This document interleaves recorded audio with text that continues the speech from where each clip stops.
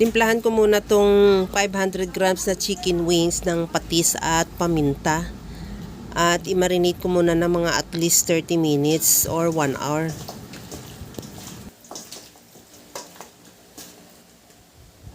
Maglagay ako ng kunting mantika sa kawali at iprito ko na yung patatas. Bali, isang pirasong patatas na medyo malaki-laki, hiniwa ko lang ng pa-serving bite. At pagkaluto niyan, ilipat ko muna sa bowl at isit aside. Isunod ko na rin yung broccoli. Antayin lang natin na medyo mag-half cook at tanggalin muna din sa kawali at isit aside. Sa disim na kawali, nagdagdag ako ng mantika. Iprito na natin yung ating minarinate na manok o chicken wings. Antayin lang mag-brown yung kabilang side at saka baliktarin.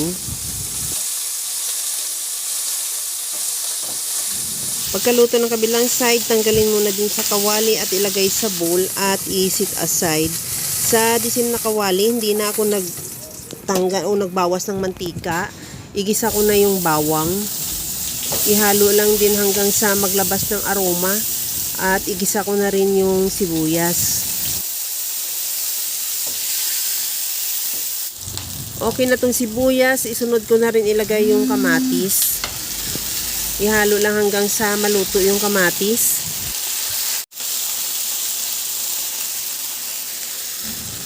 Magtimpla na ako ng asin at paminta.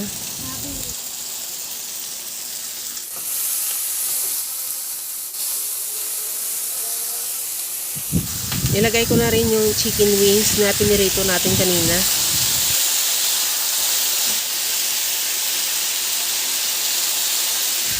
Lagyan ko na ng tubig, kunti lang yung lagay ko dahil hindi naman kailangan sabaw na marami. At isunod ko na rin ilagay yung pinirito rin natin kaninang patatas. Takpan ko muna hanggang sa maluto lang din yung patatas at maglambot na rin yung manok.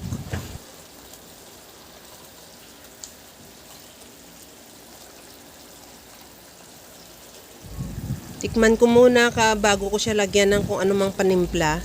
Maglagay ako ng oyster sauce at liquid seasoning.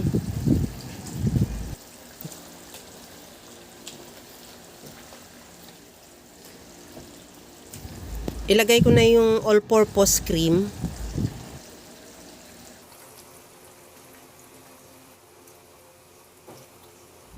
Sa puntong ito, okay na yung ating sauce. Ilagay ko na yung broccoli, bell pepper, at onion leeks. Ihalo lang ng mabuti since luto na rin din naman yung ating gulay. Kunting halo na lang yan at okay na, ready to serve na yung ating napakasarap na creamy chicken wings with broccoli. Kaya mga kalasa, kung nagustuhan mo yung ating video, please like na lang at pakishare na rin sa inyong mga friends. At kung bago ka pa lang sa aking channel, subscribe na at i-click mo na rin ang bell button para sa mga notification. Okay na to, luto na.